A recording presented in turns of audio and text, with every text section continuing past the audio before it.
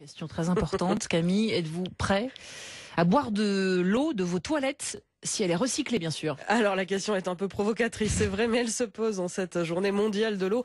800 millions de personnes sont privées d'eau potable sur la planète.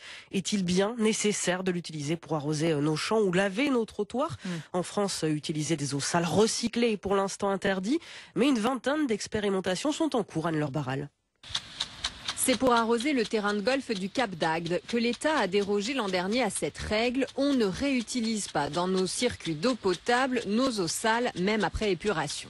Aujourd'hui, Benoît Gilman, PDG de la société de traitement BioUV, va participer à un nouveau test pour irriguer une dizaine d'hectares de maïs dans les Hautes-Pyrénées.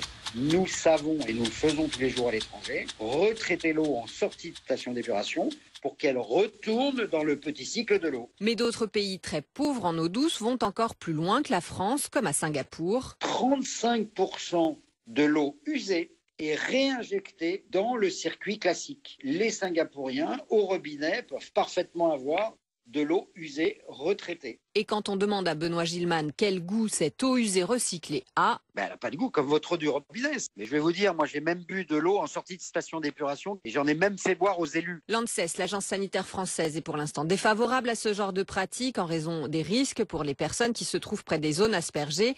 Mais les industriels espèrent qu'à travers ces expérimentations qui se développent, l'agence changera d'avis. Anne-Laure Barral, spécialiste environnement de France Info. Le Brexit, c'est pour quand? Eh bien, ça dépend. Les 27 États membres de l'Union européenne laissent deux choix.